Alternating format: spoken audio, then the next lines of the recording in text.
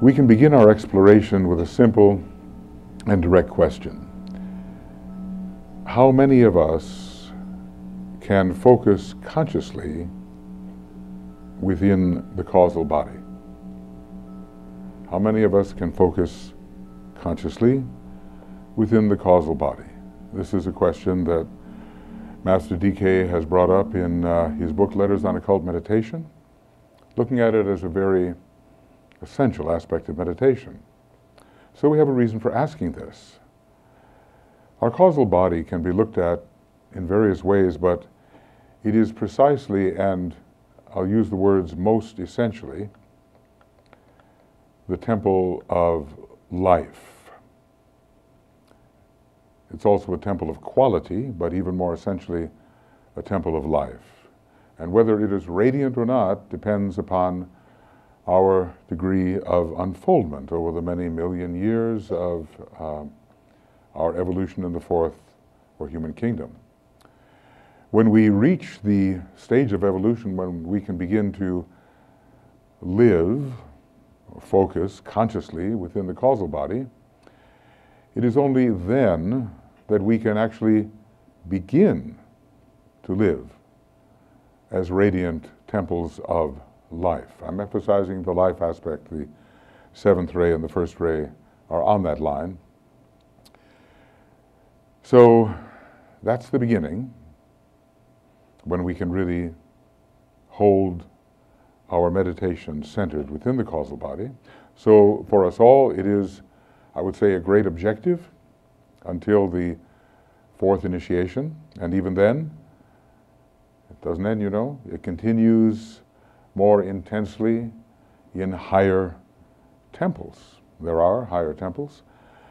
The entirety of the universe being itself, I think, the ultimate temple when compared to the absolute. So in Letters on Occult Meditation, DK had a few things to say about this focus within the causal body. I'll just select one or two. He says it is in the aligning of the three vehicles, the physical, emotional, and the lower mind body, within the causal periphery, and they're stabilizing there by an effort of the will, that the real work of the ego or higher self in any particular incarnation can be accomplished. And then he talks about some of us in days to come. The great thinkers of the race, the true exponents of lower mind, are fundamentally those whose three lower bodies are aligned, that is to say, whose mental body holds the other two in circumspect alignment. The mental body then is in direct communication, unobstructed and free from interference straight through to the physical brain. And now, a further point, even more important in terms of our theme.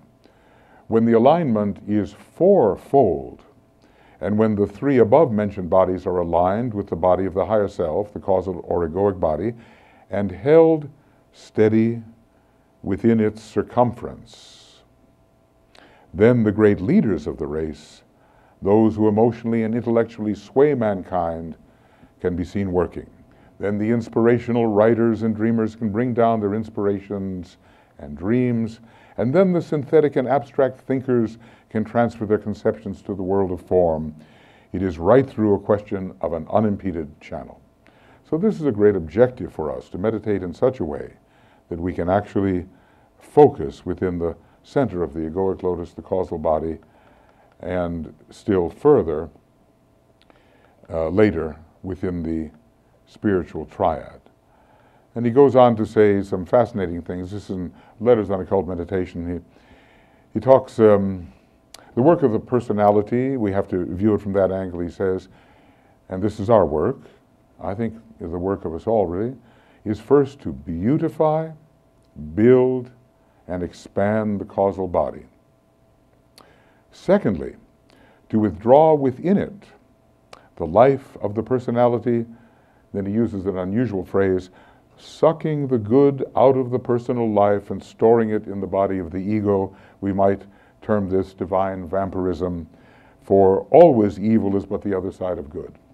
So we know that the solar angels have this amazing alchemical capacity to extract the good of the personality into the causal body. Then, having accomplished this, he says, comes the application of the flame to the causal body itself and the joyous standing by whilst the work of destruction goes on, and the flame, the live inner man, and the spirit of divine life is set free and mounts to its source.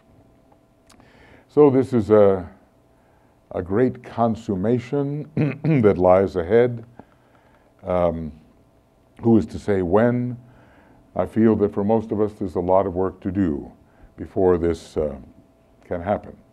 But it's a glorious bonfire of quality, transmuting this quality into our higher aspects, and it is our spiritual future. So answering this question, can we focus at will within the causal body, is not easy, perhaps, and we are likely, I would say, to exaggerate our ability thus to focus and thus to live. DK had said that so many of the meditative failures result from this inability to focus squarely within the causal body.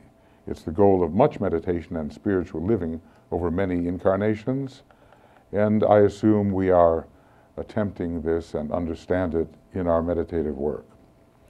So we are, therefore, at this time, focused on our ability, this is what this little talk is all about, to live within our inner temple, the temple not made with hands, eternal in the heavens. And you know, I use the word temple all the time here because it is the great word for the seventh ray, just the way the word church is associated with the sixth.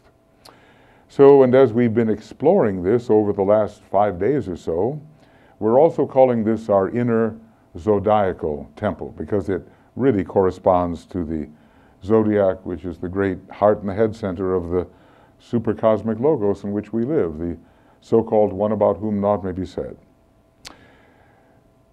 And you know, to understand the astrology of our inner temple is a great process, very important, because it gives us a guide as to what we're really doing in our life. And I hope to be making one of my talking books on the subject while my wife is away in Tibet. Do you think it's time profitably spent? I don't know. They could have carried me to Tibet, but okay, I thought I'd write a book instead. So we're using the term living, you know. I suppose we should ask the question, what does it mean to live? We could be here all night discussing it. It's a term ultimately which relates to the life aspect and to the ability to focus uninterruptedly in pure being. And maybe I should rather say to focus uninterruptedly as pure being. It would be closer to the truth. But perhaps in this case, and in relation to the causal body at first, you know, we don't want to jump too far, it means to be constantly surrounded by a certain level of energies, surrounded, permeated, infused, and to constantly work with and to express such energies. This is close enough to living, you know. We're not total expressions of the first aspect yet. We have to express the second aspect of divinity. So the nature and elevation of the energies concerned that permeate us will depend upon the sustained, I want to call this the sustained level of dimensional focus of our point of tension. The sustained level or dimensional focus of our point of tension. This point of tension, Master DK tells us, being focused, immovable will. We all know how the will aspect is coming into greater prominence at this time, and among disciples and aspirants such as ourselves, it really must. For practical purpose then, the point of tension is a sustained point of receptivity and of expression. So really, we need to know, when we ask the question, where do we live? You know, what's your internal address, okay? Where do we live? The nature and elevation of our customary point of tension. That's where you really live, you know. You can have a house or an apartment or whatever, but, you know, living is an internal matter. At what vibratory level is our point of tension actually focused? That's a big question, and something we should always ask ourselves, because I suppose there's a bit of an elevator and it does change, but more or less there's a plateau at which our point of tension is focused, and at various high points it can be intensified to a higher dimension. But what is our usual stratum of focus? People like ourselves, I would say, who are treading the path or stepping upon the path, have an increasingly mental outlook. At least this is desirable.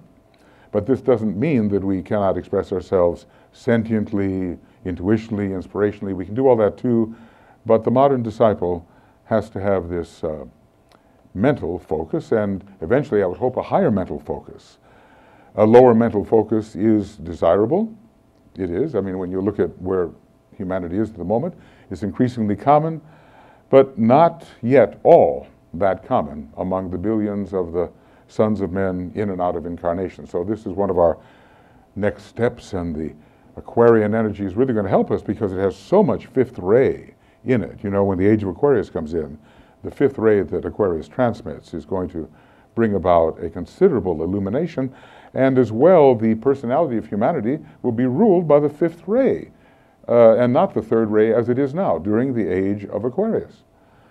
So that's desirable, and pretty soon there are going to be computers every 6 miles. I forget what I heard in the most inaccessible places.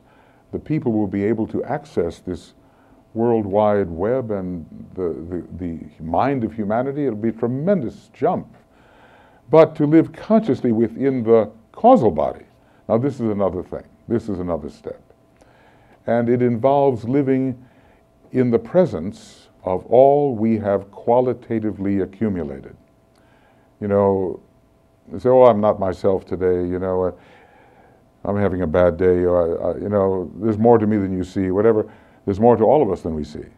If we could live within this qualitatively accumulated substance, accumulated over hundreds of life cycles and probably thousands of life cycles, it would be a tremendous elevation for the consciousness of humanity. And people like ourselves are supposed to begin trying to do that. It's being in the constant presence, I'll call it, of our accumulated treasury of quality. The causal body is the treasure house. It's the storehouse of all the good we have experienced and generated in our many millions of years of incarnation. So the causal body is a glorious body, Maybe when you look in the mirror you don't see it, but it's there. And it's the more real you than what you see. Sometimes you say what you see is what you get, but it's not always so. If we could just see this in each other, we would have a wonderful way of really interacting on the level of quality with each other. It's something that we want to attempt. So it's a glorious body, at least this is what it's supposed to be, to become during the later days of evolution, and which are entered into at the time of the first initiation, when we begin to enter the Hall of Wisdom, enter the kingdom of God, a little bit, and become what is called, in Master DK's terminology, radiant lotuses. That's the beginning of our radiance as lotuses, when we start with our first initiation and begin working actively in the 7th, 8th, and 9th petal of the egoic lotus. Then the radiance increases, then it goes on from there.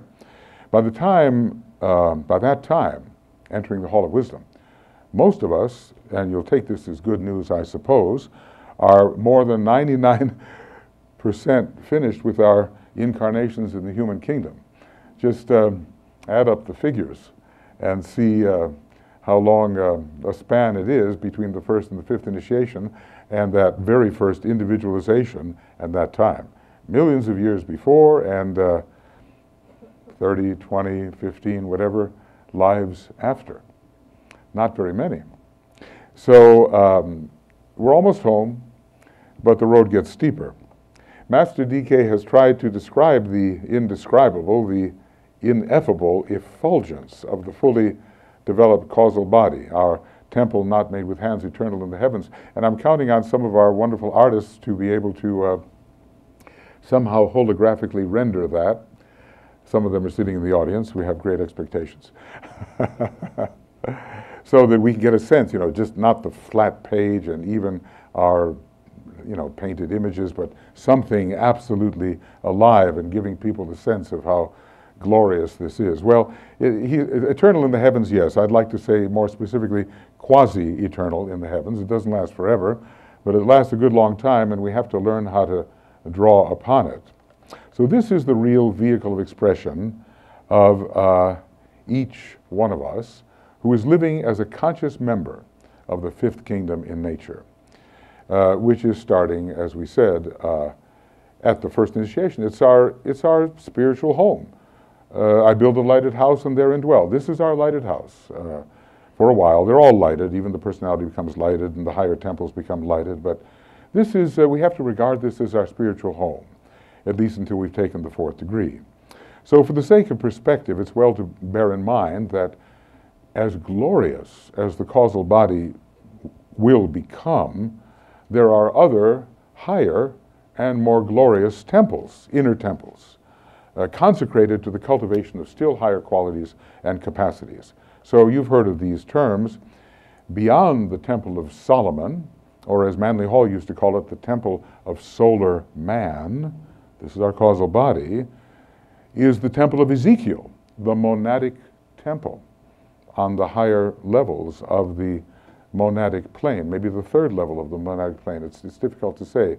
Always on the third level, there is a construction which has to be broken by the law of disintegration in order to liberate the jiva into the higher two subplanes of any plane, which are really occult planes. Those are truly esoteric. So there's going to be destruction going on there. And one day, we'll be living in our Temple of Ezekiel.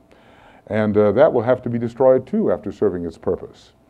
And that is truly an even truer temple of life, about which we can say very little at this point of our evolution, because we're not living the monadic life of pure being, but we can even begin to do that while still possessing a causal body to a certain extent. So of this much we can be sure. A great radiance pours through the highly developed causal body, and an even greater radiance through the triadal vehicles and the greater temple built upon the monadic plane. We are known by our radiance.